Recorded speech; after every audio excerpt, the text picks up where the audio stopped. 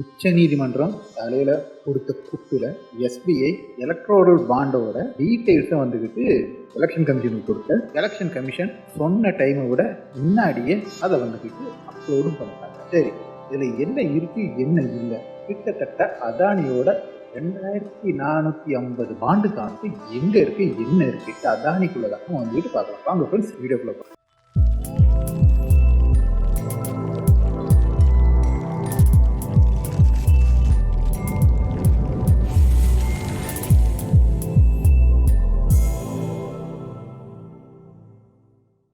Hi friends, welcome back to SJ Tamil Nadu செய்திகள் and நான் உங்கள் SJJ.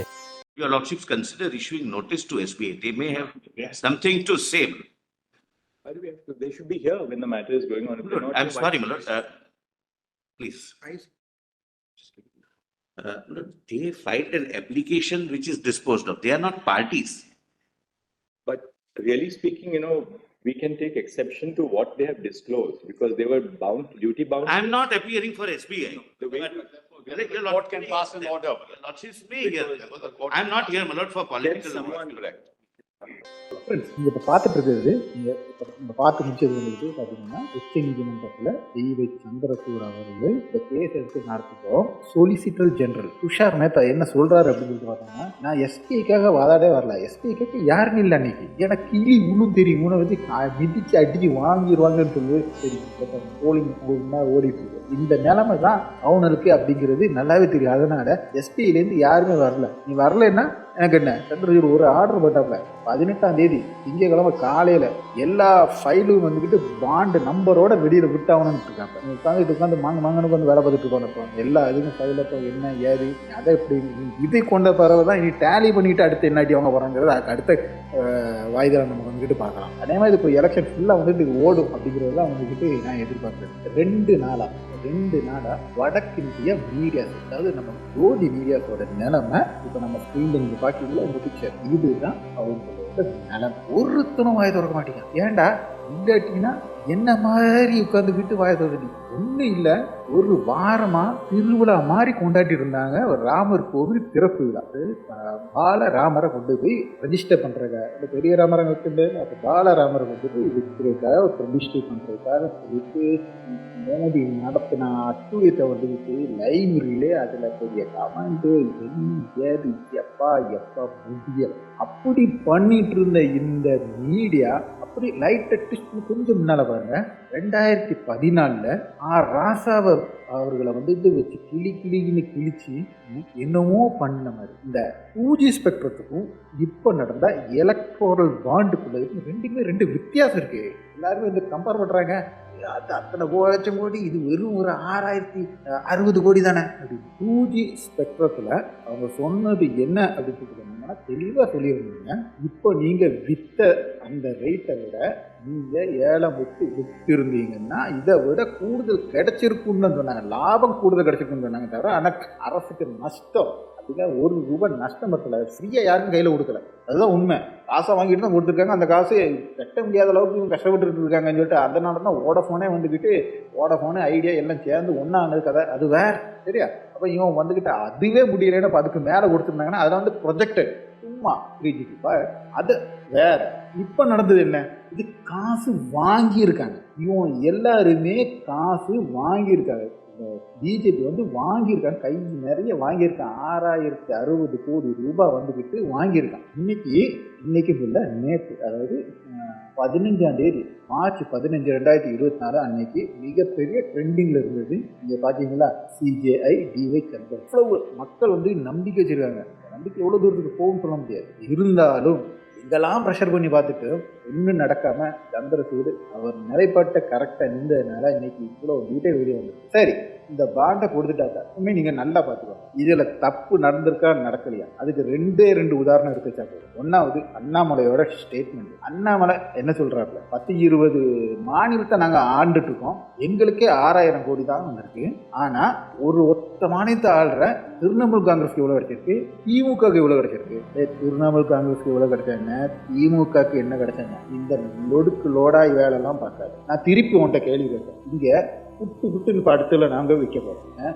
அதில் ஒவ்வொரு கம்பெனியும் நீ என்னைக்கு ரைடு நடத்தின, நீ என்ன சேட்டப் பண்ண, என்னைக்கு இவனுக்கு கொடுத்த, என்னைக்கு உன்னை வந்துக்கிட்டு பார்த்தாப்புல அவனுக்கு நீ எவ்வளோ பாண்ட் உனக்கு வந்து தந்தாப்புல, அதுக்கடுத்து போய் நீ எவ்வளோ வேலை கொடுத்த, விட்டு வைக்கலாம் முடியும். நீ எடுத்து வை, சேலஞ்ச் பண்ணுறேன் நான், நம்மளை ஒவ்வொரு சங்கிக்கும் நான் சேலஞ்ச் பண்ணுறேன், எடுத்து வை, இவ்வளோ பாண்டு திமுக இத்தனை கோடி பாண்டு, இந்த 50 கோடிக்கு பாண்டு கொடுத்துருக்கான், இந்த பிடபிள்யூடியில் இந்த வேலை எடுத்து பண்ணியிருக்காப்புல, எடுத்து வை, அது நியாயம். ஃப்ரெண்ட்ஸ், இந்த இதில் இப்போ வந்துக்கிட்டு சில முக்கியமான கம்பெனிஸ் அதிகமாக காசு கொடுத்ததும் இதுக்காக அவங்க காசு கொடுத்தாங்கன்றதும் வந்துட்டு நீங்கள் பார்க்குறது வந்து ஃபியூச்சரா கேம்ஸ். இது வந்து லாட்ரி மார்ட்டினோட கம்பெனி.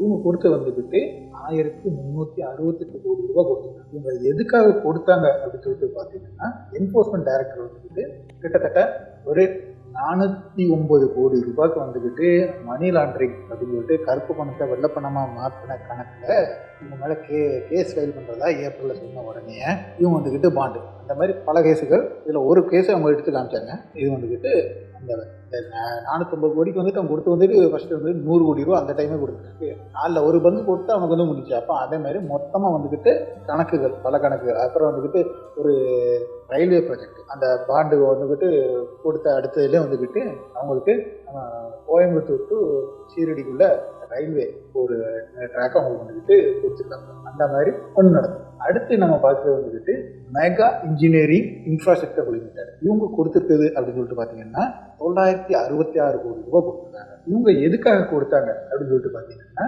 இவங்க இன்கம் டேக்ஸ் டிபார்ட்மெண்ட் வந்துட்டு 2019 இவங்க மேலே வந்துக்கிட்டு கேஸு ஃபைல் பண்ணாங்க, இது பண்ண பிரச்சனை பண்ணாங்க. அப்போ 1900 கோடி ரூபாய்க்கு இவங்க மேலே வந்து ஒரு கேஸ் இருக்குது. அது மட்டும் இல்லாமல் और नॉर्वे से लेकर दुनिया के सब लोगों को बुलाया, तो मैंने कहा यह टनल की कॉस्ट एग्जैगरेटेड है, इसके टेक्निकल क्वालिफिकेशन बदले, और उसमें इंडियन कॉन्ट्रैक्टर को इनकरेज किया गया। 12,000 करोड़ की एस्टिमेट कॉस्ट थी, और आज को मुझे बताते हुए खुशी हो रही है, इस देश के इस टेंडर में जिस कंपनी ने कॉन्ट्रैक्ट जीता, 5 लोगों ने टेंडर भरे, कंपटीशन हुई, और हैदराबाद की एक मेधा इंजीनियरिंग करके कंपनी है, उन्होंने काम लिया। और இவங்களுக்கு வந்துக்கிட்டு ஒரு டனல் ப்ராஜெக்டும் கொடுத்தாங்க. இதுக்கெல்லாம் சேர்த்து தான் இவங்க வந்துக்கிட்டு அந்த அமௌண்ட்டை கொடுத்துருக்காங்க. அடுத்தது பார்த்தீங்கன்னா ஹால்டே எனர்ஜி லிமிடெட், இவங்க 377 கோடி ரூபாய் கொடுத்துருக்காங்க.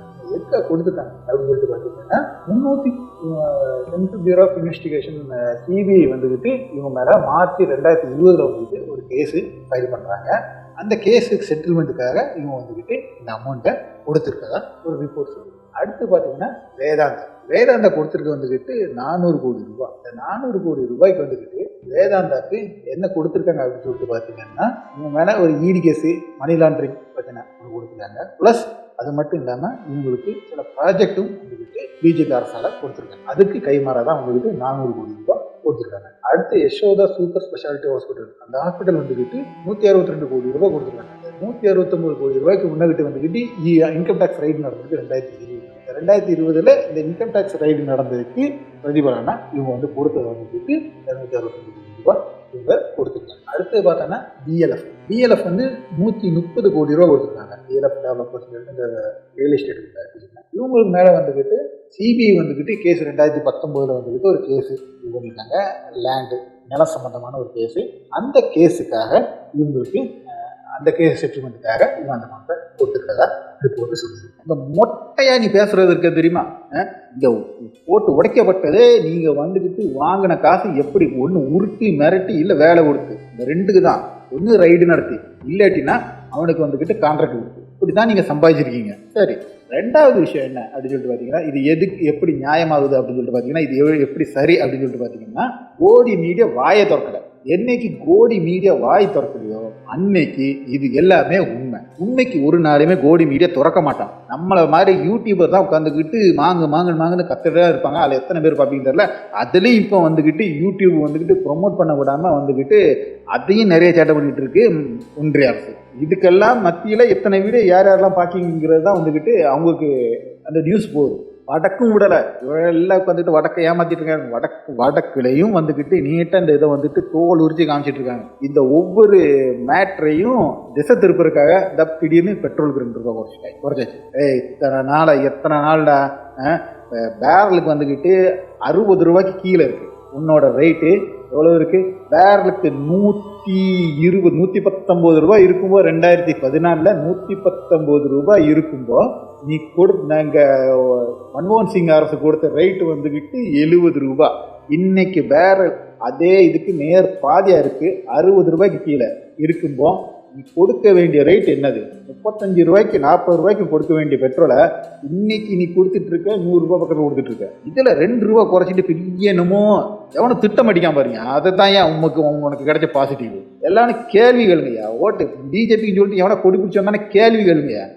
அப்போ சொல்லுவான் அன்னைக்கு டாலரோட ரேட்டு வந்துக்கிட்டு இவ்வளோ இருந்துச்சு, இன்னைக்கு டாலர். அது யார் செஞ்ச தப்பு? மன்மோகன் செஞ்ச தப்பா? நேரு செஞ்ச தப்பா? மோடி செஞ்ச தப்புட. உனக்கு வக்கு இல்லை. ரூபா நோட்டோட மதிப்பு இடிகிறத பிடிச்சு நிறுத்த உனக்கு வக்கு இல்லாத நீ ஏக்கு அடுத்தவன குறை சொல்ற?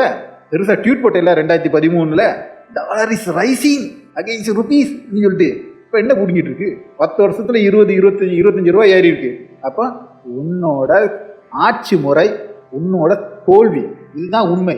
சரி, இதெல்லாம் முடிச்சுட்டு அடுத்தது வாங்க. கொண்டு வந்தான் பெரிய நல்ல பிள்ளைய வந்து எஸ்பிஐ வந்துக்கிட்டு கணக்கு கொடுத்துட்டு போயிட்டான் எலெக்ஷன் கமிஷனரும் உட்காந்து போட்டான். இது கொடுத்தது எப்படி இருக்குன்னு சொல்லிட்டு பார்த்தானா, சத்தியமாக சொல்கிறேன், நீங்கள் வந்துக்கிட்டு உண்மையான பாண்டு விற்றீங்களா இல்லை கள்ள பாண்டு விற்றீங்களா? இந்த கள்ள நோட்டை அச்சடிச்சு கொடுத்தா தான் வந்துக்கிட்டு ஒன்று ஒரே சீரியல் நம்பர் இல்லை சீரியல் நம்பரே இல்லாமல் சீரியல் நம்பர் போட்டுப்பான். அது சீரியல் நம்பர் இருந்தால் தான் வந்துக்கிட்டு கள்ள நோட்டே ஓரளவுக்கு வெளியில் கொடுக்க முடியும்னு சொல்லிட்டு சீரியல் நம்பரே இல்லாமல் பாண்டை ஃபுல்லாக பாண்டு கொடுக்கும்போது சீரியல் நம்பர் இருக்குது. அதாவது வந்துட்டு கண்ணுக்கு வெறுங்கண்ணில் தெரியாது. யூவி ரேஸில் வந்துக்கிட்டு லைட் அடிச்சான்னா, அதாவது நம்ம ரூபா நோட்டு முன்னாடிலாம் ரூபா நோட்டெலாம் பார்க்கல, 100 ரூபா நோட்டெலாம் வந்துக்கிட்டு எடுத்துகிட்டு யூவி ரைஸ் அந்த ஒயிட் இதில் அடித்தாங்கன்னா காந்தியோட உருவம் தெரியும். அந்த மாதிரி எல்லாம் போட்டுப்பாங்க. சேம் அதே மாதிரி சும்மா தூக்கி பார்த்தா நமக்கு தெரியும், வெளிச்சத்திலே வச்சா கூட தெரியாது. ஆனால் யூவியில் வச்சுக்கிட்டாங்கன்னா நமக்கு வந்துக்கிட்டு அந்த காந்தியோட தலை தெரியும். பழைய 100 ரூபா நோட்லலாம் நீங்கள் வந்து 100, 500 ரூபா, 1000 ரூபா நோட்லலாம் அன்னைக்கு அந்த ஃபெசிலிட்டிஸ் வச்சுருந்தாங்க யூவி லைட்டில். அதே மெத்தடில் இவன் செஞ்சுருக்காங்க. யூவி இங்கில் பிரிண்ட் பண்ணியிருக்கான். அது யூவி லைட் அடித்தா மட்டும் தான் தெரியும் நம்பர், இல்லைன்னா சீரியல் நம்பர் தெரியாது. சரி, கொடுத்த லிஸ்ட்டில் வந்தா அதில் தெளிவாக சொல்லியிருக்காப்புல. தலைமை நீதிபதியோட தீர்ப்பில் ரொம்ப தெளிவாக சொல்லியிருக்காப்புல. நீங்கள் கணக்கு வந்துக்கிட்டு யார் கொடுத்தா, யார் வாங்கி ரிடீம் பண்ணியிருக்கா, பாண்டு அதோட நம்பரோட வச்சு கொடுக்கணும் சொன்னால் இவன் பாண்ட் நம்பரை மட்டும் எடுத்துகிட்டு கொடுத்துட்டான். அப்போ எவ்வளோ பெரிய அயோக்கியனா இருந்திருப்பான் அந்த எஸ்பிஐக்கார். உன் மேலே நம்பி வச்சுட்டு இன்றைக்கி அவன் காசு போட்டு வச்சிருக்கான் பாரு, அக்கௌண்ட் வச்சிருக்கான் பாரு. அவன் என்ன நினைப்பான்? இப்போ எந்த நம்பிக்கையோட உங்கள் மேலே காசு வச்சுட்டு உங்கள் மேலே உங்கள் இதெல்லாம் வந்துக்கிட்டு டெபாசிட் பண்ணுறது என்ன பண்ணுறது சொல்லுங்கள்? இவ்வளோ கேவலமான கேடுகட்டத்தனமாக நீ செஞ்சுட்டு இருந்தேன்னா எஸ்பிஐலாம் மனசாட்சி இல்லை.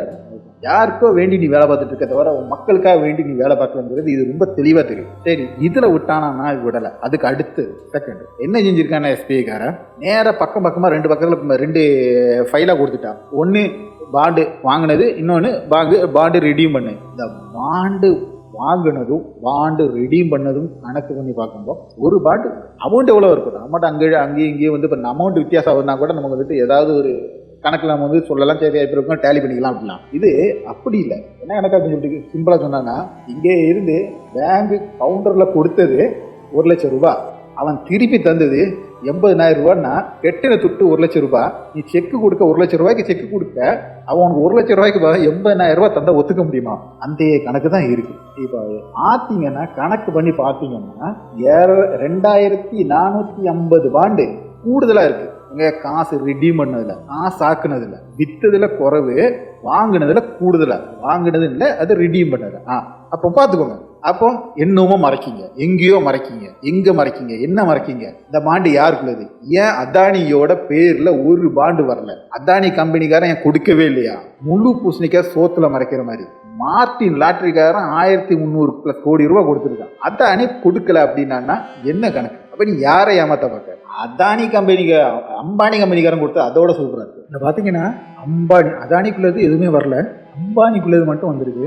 அம்பானியோட நேரடி கம்பெனி கிடையாது, அம்பானியோட சிஸ்டர் கன்சர்ன்ஸ் அப்படின்னு சொல்லுவாங்க. அதாவது சின்ன கம்பெனிங்க, பெரிய கம்பெனி கீழே உள்ள சின்ன கம்பெனி. அதில் ஒரு கம்பெனி பேர் quick supply chain private limited அப்படிங்கிற கம்பெனி. இந்த கம்பெனி வந்து 21, 22 ஆண்டு வருமானம் வந்துக்கிட்டு வருமானம் எவ்வளோ அப்படின்னு சொல்லிட்டு பார்த்தீங்கன்னா லாபம் 21,72,00,000 ரூபாய். 21,72,00,000 ரூபாய் வருமானம் வந்த அந்த கம்பெனி அதே வருஷம் அவங்க கொடுத்தது 360 கோடி ரூபாய். எத்தனை மாட்டோம்? என்னடா இது, யாரே அப்படி கொடுப்பா? ஒன்று நீ கள்ள கணக்கு காமிக்க, நீ தப்பு கணக்கு காமிக்க, திருட்டுத்தனமான கணக்கு காமிக்க. ஒரு 1000 கோடி ரூபாய் வந்த இடத்த நீ வெறும் 20 கோடி ரூபாய் கணக்கு காமிக்கிறியா? இல்லை உன் கம்பெனி பெரிய கம்பெனிக்குலேருந்து உனக்கு வந்து காசு எடுத்துட்டு இந்த கம்பெனி கொடுக்குறியா? அப்படின்னா இந்த கம்பெனி கிட்ட கொடுக்கக்கூடாதுல்ல, அது சரி கிடையாதுல்ல. எப்படிங்க கொஞ்சம் யோசிச்சு பாருங்க. வருமானம் 20 கோடி ரூபாய், கொடுத்தது 360 கோடி ரூபாய். எத்தனை மடங்கு? அடப்பாவி, 10-15 மடங்குக்கு மேல. அநியாயமா தெரியலையாடா உங்களுக்கு? இது என்ன மாதிரி கணக்கு காமிக்கீங்க? என்ன மாதிரி விட்டால் வேலை பார்த்துருக்கீங்க நீங்கெல்லாம்? ஃப்ரெண்ட்ஸ் பார்த்துக்கோங்க. ஊழலை எதிர்க்க, ஊழலே செய்யாத, ஊழல் பண்ண மாட்டாங்க, ஊழல் இல்லாத சுத்தமான கரங்கள். அப்படி எவன் இந்த யோக்கியத்தனமா பேசுறானோ அவன்லாம் யோக்கியம். அதுதான் உண்மை. அப்படி சொல்லி ஆட்சிக்கு வந்து இன்னைக்கு வெட்ட வெளிச்சமா சுப்ரீம் கோர்ட், உச்ச நீதிமன்றம் வெட்ட வெளிச்சமா காமிச்சிருக்கு. மோடி வந்துகிட்டு கொள்ளைக்காரன், ஊழல்வாதிங்கிறத தெளிவா இருந்திருக்கு. நம்ம அண்ணா ஹசாரே எங்கே இருக்காருன்னு சொல்லிட்டு தெரியல. தோலுக்கு மேலே தோல், அந்த தோலை பற்றிட்டு வேற ஒரு வீடியோ நம்ம வந்துட்டு போடலாம். அப்போ இதை பார்த்துக்கோங்க என்ன ஏதுன்னு. பிஜேபிக்கார ஓட்டுக்கு கேட்க வரும்போது இதை எல்லாமே கேளுங்க. ஒருத்தனும் பதில் சொல்ல மாட்டான், தவிர ஒன்றுமே பதில் சொல்ல மாட்டான். இவன் எல்லாம் வந்துக்கிட்டு என்ன சொல்ல, இவனெல்லாம் கல்லூலி மங்கம்மா நல்லா என்ன சொல்ல முடியும்? எல்லா இடத்துலையும் எப்படி சொல்லலாம் தெரியல. எங்கள் ஒரு இதில் வந்துக்கிட்டு கேட்குற கேள்விக்கு பதில் சொல்லாமல் துரு கத்தியே முடிச்சுட்டு ஒன்றுமே சொல்லாமல் இருப்பாங்க. அவனை வந்துட்டு சொல்கிறது கல்லூலி மங்க அப்படின்னா அந்த சைடில். அந்த மாதிரி தான் இவங்க எல்லாமே வந்து ஒரு பதில் சொல்ல மாட்டா. கல்லூரி மங்க இல்லைன்னா வேற ஏதாவது சொல்லுவான். டீ குடிக்கானா ஆற்றுல தண்ணி கம்மியாக தாங்க போகுது அப்படின்னா அந்த மாதிரி இவனை எல்லாருமே வந்துக்கிட்டு அயோக்கிய பயவுகள். அப்போ நீங்கள் யோசிங்க மக்களை, உங்களை எப்படி ஏமாத்துறாங்கிறத நீங்கள் புரிஞ்சுக்கோங்க. ஓகே ஃப்ரெண்ட்ஸ், அடுத்த ஒரு நல்ல ஒரு வீடியோ மாதிரி உங்களை சந்திக்கும் வரை உங்களிடமிருந்து விடைபெற்றுக் கொள்வது உங்கள் எஸ்கே.